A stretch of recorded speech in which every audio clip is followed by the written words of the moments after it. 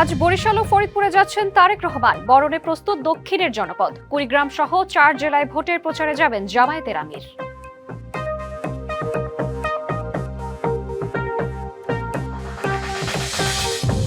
দেশ জুড়ে বইছে ভোটের হাওয়া। পাল্টাপাল্টি অভিযোগের মধ্যে চলছে উৎসবমুখর প্রচার। ভোটার টানতে মরিয়া প্রার্থীরা।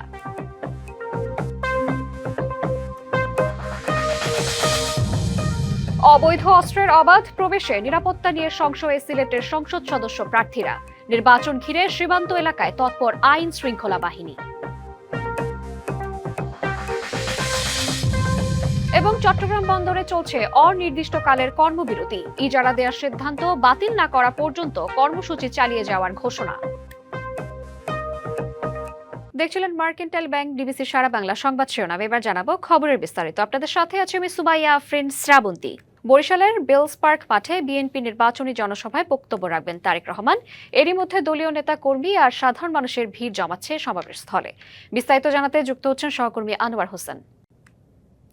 আনোয়ার, নির্বাচনকে সামনে রেখে বিএনপির জনসমর্থন কেমন দেখছেন এবং নির্বাচনী পরিবেশের সমাবেশ নিয়ে সবশেষ কি তথ্য রয়েছে জানাবেন। শ্রাবন্তী, বিএনপি নির্বাচনী জনসমাবেশ এই বরিশালে এই বেলস পার্ক মাঠ এটি, আর এটি এখানে আসবেন বিএনপি চেয়ারম্যান তারেক রহমান। আর আপনি যেটি বলছিলেন সেই জায়গা থেকে যদি বলি যে এরই মধ্যে বিভিন্ন স্তরের নেতাকর্মীরা কিন্তু আসতে শুরু করেছেন এই সমাবেশ স্থলে। নিশ্চয়ই একটু আপনার মাধ্যমে আমরা দর্শকদেরকে একটু দেখাতে চাই, মঞ্চ এখানে একেবারেই প্রস্তুত সবকিছু মিলিয়ে।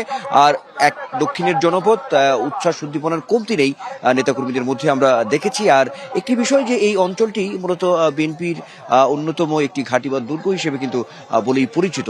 সেই জায়গা থেকে একেবারে উৎসব বিরাজ করছে নির্বাচনকে সামনে রেখে। বিশেষ করে বিএনপি চেয়ারম্যান তারেক রহমান দীর্ঘ 2 দশক পরে, অর্থাৎ প্রায় 20 বছর পরে তিনি এই বরিশালে আসছেন। তো সর্বোপরি আসলে বরিশাল সহ আশপাশের বেশ কয়েকটি জেলা আছে, সেই জেলার নেতাকর্মীরাও এখানে উপস্থিত হবেন। অর্থাৎ এখানে যারা নেতৃত্বস্থানীয় যারা আছেন তারা বলছেন যে একেবারে একটি ঐতিহাসিক একটি জনসমাবেশ তারা আশা করছেন। একটি বিপুল সমাগম, লাখো জনতার সমাগম ঘটবে এমনটা কিন্তু বলা হচ্ছে। একটু বলি যে এই বরিশাল বিভাগে 21টি সংসদীয় আসন রয়েছে। সেই 21টি সংসদীয় আসনের যে মনোনীত প্রার্থী যারা আছেন তারা এই সমাবেশে উপস্থিত থাকবেন, অর্থাৎ বিএনপি চেয়ারম্যান তারেক রহমান তাদেরকে পরিচয় করিয়ে দেবেন। একটি তথ্য জানাতে চাই, সেটি হচ্ছে যে এখানে বিএনপি মনোনীত যারা আছেন একই সঙ্গে, অর্থাৎ বিএনপির সঙ্গে যে আগের যে যোগবোধ আন্দোলন যে শরিক ছিলেন তাদের মধ্যে থেকেও কিন্তু কয়েকজনকে যে বিএনপি যে আসন দিয়েছে, আসন ছাড় দিয়েছে, সেই সমস্ত প্রার্থীরাও আজকের এই জনসমাবেশে উপস্থিত থাকবেন এমন একটি তথ্য আছে। আর দক্ষিণের জনপদ, সেই জায়গা থেকে আমরা বলতেই পারি যে এখানে আশাকাঙ্ক্ষার কিছু বিষয় রয়েছে। দীর্ঘদিনের মানুষের কিছু চাহিদার কথায় আজকের এই জনসমাবেশে উঠে আসবে এমনটা আমরা, আমাদের কাছে তথ্য রয়েছে। নেতৃত্বস্থানীয় যারা আছেন এখানে, যারা সর্বস্তরের মানুষ আছেন, সর্বোপরি নেতাকর্মীরা, তারাও কিন্তু আসলে বলার চেষ্টা করছেন আজকের এই জনসমাবেশ থেকে এই ধরনের কিছু বিষয় উঠে আসবে। বিশেষ করে আর্থসামাজিক অবস্থার যে কিছু বিষয় রয়েছে আর নদীমাতৃক এই দক্ষিণাঞ্চল, এই বিষয়গুলো সেখানে নিঃসন্দেহে উঠে আসবে এমন একটি তথ্য আমাদের কাছে আছে। তো সর্বোপরি যদি বলি তাহলে বলতে হবে বিএনপি চেয়ারম্যান তারেক রহমান নির্বাচনী প্রচারণায় যে যথারীতি যে ধরনের মন্তব্য বা যে ধরনের পরিকল্পনার কথা তিনি বলছেন, সেই বিষয়গুলো তিনি নিশ্চয় আজকের এই জনসমাবেশে তুলবেন। সেই বিষয়গুলো আসবে একই সঙ্গে, অর্থাৎ এই অঞ্চলের মানুষের যে দীর্ঘদিনের যে আশাকাঙ্ক্ষার যে বিষয়গুলো রয়েছে, চাহিদার বিষয়গুলো রয়েছে, সেই বিষয়গুলো আজকে এখানে উপস্থাপন করবেন বিএনপি চেয়ারম্যান তারেক রহমান। এমন কিছু তথ্য নিঃসন্দেহে আজকে রয়েছে। সর্বোপরি বলতে গেলে আসলে একেবারেই মানে একটা উৎসব উচ্ছ্বাসের জায়গা তৈরি হয়েছে মানুষের মধ্যে, এটি বলাই বাহুল্য। একটু বলতে চাই সেটি হচ্ছে বিএনপি চেয়ারম্যান তারেক রহমান এই যে নির্বাচনী প্রচারণা যে শুরু করেছেন গত 22 তারিখ থেকে, তো সেই জায়গা থেকে আমরা দেখেছি যে প্রায় যদি বলি পথসভা এবং নির্বাচনী জনসভা রয়েছে, তাতে করে 20টিরও বেশি জনসমাবেশে তিনি বক্তব্য রেখেছেন। তো নিশ্চয়ই সেই ধারাবাহিকতা থাকবে বক্তব্যের, তার মধ্যে একই সঙ্গে নতুন কিছু বিষয় আজকের এই দক্ষিণের যে জনপদ বরিশালের যে জনসমাবেশ, সেখানে নিশ্চয়ই কোনো বিশেষ কিছু বক্তব্য উঠে আসবে এমনটাই কিন্তু বলছেন এখানকার স্থানীয় নেতৃবৃন্দ। শ্রাবন্তী, ধন্যবাদ আপনাকে।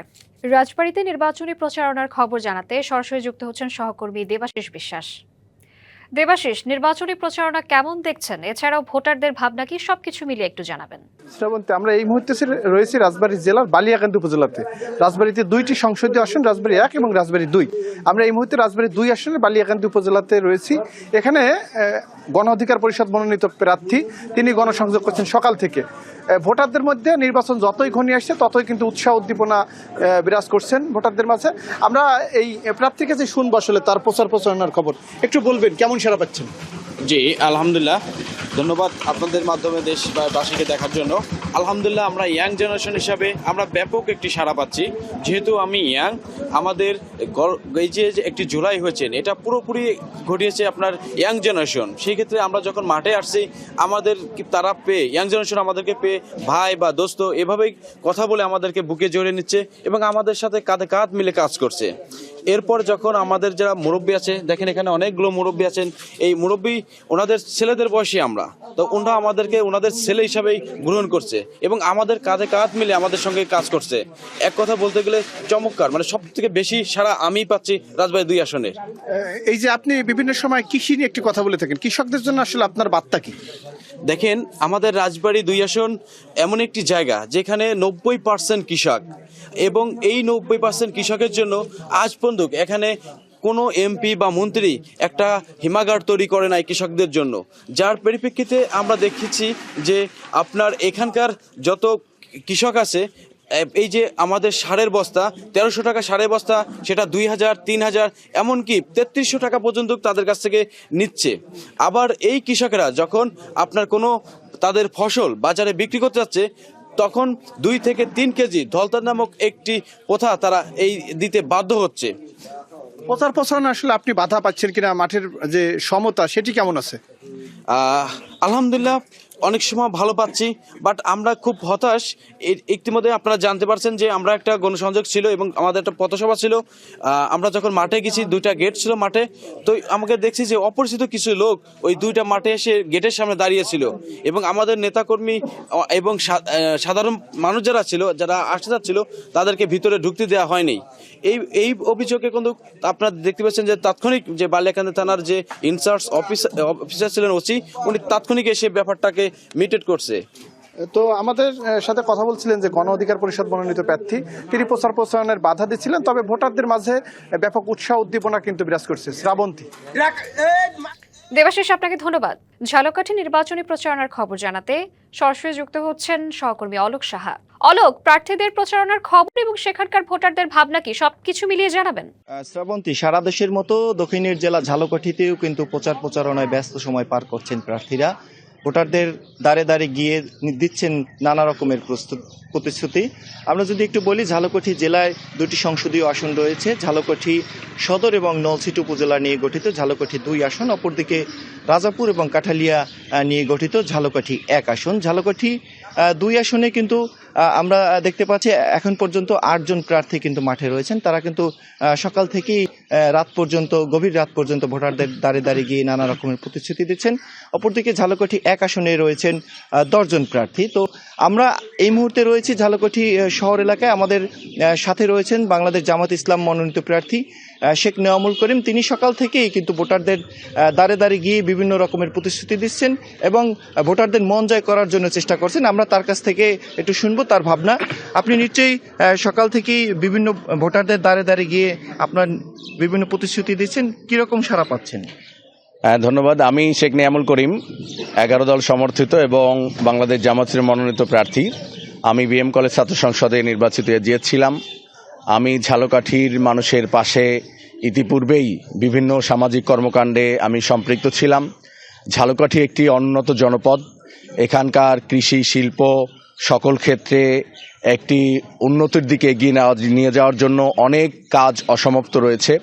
তো সেই ক্ষেত্রে এখানকার রুগ্ন শিল্পকে অগ্রসর করা, কৃষিকে প্যাট্রোনাইজ করা, নদী ভাঙনের মতো গুরুত্বপূর্ণ ইস্যু, যেখানে হাজার হাজার মানুষ প্রতি বছর বিলীন হয়ে যায় তাদের বসতবাড়ি, তাদের ক্ষেত্রে তাদের পাশে দাঁড়ানোর বিষয় রয়েছে। সর্বোপরি এখানকার যাতায়াত, শিক্ষা ব্যবস্থা, এখানকার স্বাস্থ্য ব্যবস্থা যথেষ্ট সীমাবদ্ধতা রয়েছে। এখানকার মানুষ স্বাস্থ্য সেবার জন্য ন্যূনতম সেবাটুকুও এখানে পায় না। অল্প সমস্যা হলেই তাদের অন্য জায়গায় স্থানান্তরিত হতে হয়। এই সকল কিছু নিয়ে আর সর্বোপরি ঝালকাঠিকে একটি ব্যবসা বান্ধব হিসাবে নিশ্চিত করার জন্য সকল রাজনৈতিক এবং সকল সংগঠনের এখানে দায়িত্ব রয়েছে। আমরা তাদেরকে এখানে নিরাপদ একটি ব্যবসা বান্ধব পরিবেশ নিশ্চিত করতে চাই এবং দলমত নির্বিশেষে একটা সুন্দর পরিবেশ নিশ্চিত করতে চাই। আমরা সেক্ষেত্রে আশাবাদী এবং যথেষ্ট পরিমাণে সাড়া পাচ্ছি। শ্রাবন্তী, আমাদেরকে যেমনটি বলছিলেন তার নানাবিধ পরিকল্পনা নিয়ে, এই ছিল আমার কাছে সবশেষ তথ্য। অলোক, আপনাকে ধন্যবাদ। চট্টগ্রাম বন্দরের নিউ মেরিন কন্টেইনার টার্মিনাল ইজারা দেওয়ার সিদ্ধান্তের প্রতিবাদে এবার অনির্দিষ্টকালের কর্মবিরতিতে শ্রমিক ও কর্মচারীরা। টানা কর্মবিরতির কারণে চট্টগ্রাম বন্দরে কন্টেইনার হ্যান্ডেলিং সহ সব ধরনের কাজ বন্ধ রয়েছে। এতে দেশের প্রধান সমুদ্র বন্দরের কার্যক্রম অচল হয়ে পড়েছে। বন্ধ হয়ে গেছে আমদানি ও রপ্তানি কার্যক্রমও। সংযুক্ত আরব আমিরাত সহ প্রতিষ্ঠান ডিপি ওয়ার্ল্ডকে নিউ মেরিন কন্টেইনার টার্মিনাল ইজারা দেওয়ার সিদ্ধান্ত বাতিলের দাবিতে শনিবার থেকে শ্রমিক ও কর্মচারীরা প্রতিদিন 8 ঘন্টার কর্মবিরতি পালন করছিল। মঙ্গলবার সকাল থেকে তারা 24 ঘন্টার পূর্ণ কর্মবিরতিতে চলে যান। ইজারা দেওয়ার সিদ্ধান্ত বাতিল না করা পর্যন্ত অনির্দিষ্টকালের জন্য কর্মবিরতি পালনের ঘোষণা দেন শ্রমিক কর্মচারীরা। চট্টগ্রাম বন্দরে 5ম দিনের মতো চলছে বন্দর রক্ষা সংগ্রাম পরিষদের ডাকা কর্মবিরতি। সেখান থেকে যুক্ত হচ্ছেন সহকর্মী মাসুদুল হক। মাসুদুল, শ্রমিক কর্মচারীরা কি বলছেন এবং সেখানকার সার্বিক পরিস্থিতি সম্পর্কে জানাবেন। এই মুহূর্তে চট্টগ্রাম বন্দরের বহির্নোঙরে প্রায় 90টির অধিক জাহাজ রয়েছে, যেগুলো পণ্য খালাসের অপেক্ষায় রয়েছে। কিন্তু গত কয়েকদিন ধরে বন্দরে কিন্তু কাজকর্ম বন্ধ থাকার ফলে এসব জাহাজ থেকে কিন্তু কোনোভাবেই পণ্য খালাস করা যাচ্ছে না। এক ধরনের স্থবিরতা দেখা দিয়েছে। আমি রয়েছে এই মুহূর্তে 4 নম্বর গেটে, আপনারা দেখছেন এখানে কিন্তু কোনো যানবাহন নেই। অন্যান্য সময় কিন্তু এখানে অনেক পরিবহন থাকে। মূলত গত 5 দিন ধরে চলছে কর্মসূচি এবং গত 3 দিন চলেছে 8 ঘন্টা করে এবং গতকাল এবং আজকে চলছে প্রায় 24 ঘন্টা। অর্থাৎ চট্টগ্রাম বন্দরে এই মুহূর্তে সকল ধরনের পণ্য খালাস বন্ধ রয়েছে এবং যারা ব্যবহারকারী বা যারা আমদানি রপ্তানি তারা যদি বলছেন এর প্রভাব পড়তে পারে আর কয়েকদিন পরে, অর্থাৎ কয়েকদিন পরেই আমাদের পবিত্র রমজান মাস, ভোগ্য পণ্যের যদি যে বাজার সেখানে একটি সংকট সৃষ্টি হতে পারে। একটু আসতে চাই একজন আন্দোলনকারী, আজকে তো আপনাদের চলছে 24 ঘন্টা, যদি এই বিষয়ে একটু বলতেন। গতকালকের নয় আজকেও আমাদের 24 ঘন্টার কর্মসূচি চলছে। আপনারা জানেন যে এই কর্মসূচির কারণে মানুষের কষ্ট হচ্ছে, এটা অস্বীকার করার কোনো জো নেই। কিন্তু এই কষ্টের জন্য, এই আন্দোলনের জন্য একমাত্র সরকার এবং চট্টগ্রাম বন্দর কর্তৃপক্ষই দায়ী। তারা এখনও পর্যন্ত এই বিষয়ে সমঝোতার কোনো আলোচনার কোনো ব্যবস্থা গ্রহণ করেনি। সুতরাং আমাদেরকে আন্দোলন চালিয়ে নেওয়া ছাড়া আমাদের কাছে আর কোনো গত্যন্তর নেই, যার কারণে ভোগ্যপণ্য খালাস হচ্ছে না এবং আমরা যেই অচলাবস্থা সৃষ্টি হয়েছে এই অচলাবস্থা থেকে আমরা বেরিয়ে আসতে পারতেছি না। এটার জন্য সরকার এবং কর্তৃপক্ষকে আমরা দায়ী করছি। আপনাকে ধন্যবাদ। এবং একই সাথে বলতে চাই যে একটা আমি যেটি বলছিলাম যে এই যে আর কয়েকদিন পরে আপনার পবিত্র রমজান মাস এবং এখান থেকে যদি পণ্য খালাস না হয় সেটির প্রভাব কিন্তু ভোগ্য পণ্যের বাজারে পড়ার একটা আশঙ্কা রয়েছে। এবং তো এই ছিল আমার কাছে চট্টগ্রাম থেকে খবরাখবর। মাসুদুল, আপনাকে ধন্যবাদ। ঘড়ির কাঁটা যত এগোচ্ছে বন্দর নগরী চট্টগ্রামে নির্বাচনী লড়াই ততই জমজমাট হচ্ছে। কাকডাকা ভোর থেকে গভীর রাত ভোটারদের দাঁড়ে দাঁড়ে ছুটছেন প্রার্থীরা। তবে এই প্রচারণার ডামাডোলের মধ্যেও উঠেছে নানা অভিযোগ। জামায়াতে ইসলামীর প্রার্থীরা নির্বাচনী আচরণবিধি লঙ্ঘনের অভিযোগ তুলেছে। অভিযোগ পেলে ব্যবস্থা নিতে প্রস্তুত প্রশাসন, জানায় কমিশন। চট্টগ্রামের 16টি আসনে 111 জন প্রার্থী নির্বাচনী প্রচারণায় ব্যস্ত সময় পার করছেন। ভোটারদের কাছে তুলে ধরছেন নানা প্রতিশ্রুতি ও পরিকল্পনার ফিরিস্তি। তবে প্রচারণার মাঠে আচরণবিধি লঙ্ঘনের অভিযোগ তুলছেন জামাতের প্রার্থীরা। ব্যানার টাঙানোর জায়গা না পাওয়ার অভিযোগ তাদের। আচরণবিধি অনেকেই ফলো করে না। কালার্ড ব্যানার ট্যানার না দেওয়ার কথা এবং কোনো একটা উসিলা ধরে বড় বড় ব্যানার, তারপরে একেবারে কালার্ড 4 কালারের ব্যানার ট্যানার দিয়ে শহর চাই ফেলছে। আমরা যে মানে ব্ল্যাক অ্যান্ড হোয়াইট যেটা সরকার নির্ধারণ করেছে সেটা লাগানোর জায়গাও পাচ্ছি না। একই সঙ্গে চট্টগ্রাম 10 আসনে জামাতের নারী কর্মীদের হেনস্থা ও গাড়ি ভাঙচুরের অভিযোগ তুলেছেন প্রার্থীরা। কোনো জায়গায় আমাদের নারী প্রচার কর্মীদেরকে ডিস্টার্ব করা হচ্ছে। গভর্নমেন্টকে অনুরোধ করব, নির্বাচন কমিশনকে, লেভেল প্লেয়িং ফিল্ড বলতে যেটা বোঝায় আপনারা নিজ থেকে ব্যবস্থা নিন। নির্বাচনী পরিবেশ সুষ্ঠু রাখতে দ্রুত দোষীদের গ্রেপ্তারের দাবি তাদের। 22 তারিখ পর প্রচারণার দিনে আমার গাড়ির উপর হামলা হয়েছে। আমি মনে করছি আমার জনপ্রিয়তা এই হামলার কারণ। অনতিবিলম্বে মিরসরাইতে যারা অপরাধী চক্র রয়েছে তাদের সমস্ত তথ্য প্রশাসনের কাছে আছে এবং দ্রুত তাদের বিরুদ্ধে আইনগত ব্যবস্থা গ্রহণ করতে হবে। নিয়ম নীতিমালা ও আচরণবিধি লঙ্ঘনের বিষয়ে কঠোর অবস্থানের কথা জানিয়েছেন রিটার্নিং কর্মকর্তা। কেউ কোনো অভিযোগ দিয়েছে আমরা ব্যবস্থা নেই নাই এরকম কোনো প্রমাণ কেউ দেখাতে পারবে না। আমরা যে অভিযোগ দিচ্ছি আমরা সেটা ব্যবস্থা নিয়েছি। নিয়ম নীতিমালা অনুযায়ী, আচরণ বিধিমালা অনুযায়ী প্রার্থীদের চলতে হবে। এর বাইরে কেউ কোনো কার্যক্রম করলেই আমরা তার বিরুদ্ধে ব্যবস্থা নেব। চট্টগ্রামের বিভিন্ন আসনের প্রচারণা চালালেও এখন পর্যন্ত আচরণবিধি লঙ্ঘন কিংবা বাধার অভিযোগ তোলেননি বিএনপির প্রার্থীরা। DBC news desk. জমজমাট ভোটের হাওয়া বইছে জাতীয় পার্টির ঘাঁটি খ্যাত রংপুর ৩ আসনে। প্রায় ৪ দশক আসনটি দখলে রেখেছে জাতীয় পার্টি। এবার এই দুর্গ ভেঙে দিতে চায় বিএনপি জামায়াত। তবে থেমে নেই জাতীয় পার্টিও। অস্তিত্ব রক্ষায় মরিয়া দলটি। জাপা চেয়ারম্যান তার নিজের আসনে ভোটের প্রচারের পাশাপাশি তৎপর রয়েছেন ভোটের দুর্গ ধরে রাখায়। সদর উপজেলা ও সিটি কর্পোরেশনের 10 থেকে 33 নম্বর ওয়ার্ড নিয়ে রংপুর 3 আসন। প্রায় 5 লাখ ভোটারের এই আসন রাজনৈতিকভাবে বেশ গুরুত্বপূর্ণ। 1988 থেকে 2024 টানা 36 বছর আসনটি ছিল সাবেক রাষ্ট্রপতি এরশাদ পরিবারের দখলে। 2024-এর রাজনৈতিক পরিবর্তনের পর আওয়ামী লীগের অন্যতম মিত্র জাতীয় পার্টির রাজনীতি পরে নানা প্রশ্নের মুখে। অনেকে পরিকল্পনা করে দলটির ভোটের দুর্গে আঘাতের। কয়েক দফা উত্তরবঙ্গ সফর করেন জামায়াত আমির। আর সম্প্রতি রংপুরে বিএনপি চেয়ারম্যান তারেক রহমানের বক্তব্য নতুন সমীকরণের সৃষ্টি করে। আগামী নির্বাচনে দাঁড়িপাল্লার পক্ষে ব্যাপক রায় মানুষ প্রদান করবে এবং দাঁড়িপাল্লা আমার কাজ জামাত ইসলামী বিজয়ী হয়ে এদেশে সরকার গঠন করবে ইনশাআল্লাহ। তারেক রহমানের ওই দিনের বক্তব্য ধানের শীষে আমার হাতে তুলে দেওয়া ধানের শীষকে অনেক এগিয়ে নিয়ে গেছে। ইনশাআল্লাহ রংপুরের মানুষ এবার ঘুরে দাঁড়িয়েছে। এবার ধানের শীষে ভোট দেওয়ার জন্য অলরেডি প্রস্তুতি নিয়েছে। এবার আসনটিতে প্রতিদ্বন্দ্বিতা করছেন 8 প্রার্থী। আগের নির্বাচনে জিএম কাদেরের শক্ত প্রতিদ্বন্দ্বী হয়ে ভোটারদের ভালো সাড়ায় এবারও মাঠে আছেন তৃতীয় লিঙ্গের স্বতন্ত্র প্রার্থী আনোয়ারা ইসলাম রানী। যেখানেই যাচ্ছি মানুষ খুব স্বতঃস্ফূর্তভাবে সাড়া দিচ্ছে। মানুষ আমাকে নিয়ে আনন্দিত, উচ্ছ্বাসিত। সকলেই শুধু এক নজর রানী আপাকে দেখতে চায়। শেষ মুহূর্তে দুর্গ রক্ষায় সব শক্তি নিয়ে মাঠে সরব জাতীয় পার্টিও। অতীতের 2টি নির্বাচনে জিএম কাদেরকে সশরীরে তেমন প্রচারণায় দেখা না গেলেও এবার প্রতিটি দুয়ারে কড়া নাড়ছেন তিনি। যদি ভোট সঠিকভাবে হয়, সবাই ভোট দিতে যেতে পারে এবং ভোট যদি সঠিক গণনা হয় এবং সঠিকভাবে রেজাল্ট ফলাফল ঘোষণা করা হয়, তাহলে আমরা বিপুল ভোটে জয়ী হবে বলে আমি আশা করছি। স্থানীয় রাজনীতিতে একসময়ের প্রতাপশালী জাতীয় পার্টি এবার রংপুর জেলার 6 আসনের মধ্যে 5টিতেই প্রার্থীর বৈধতা পেয়েছে।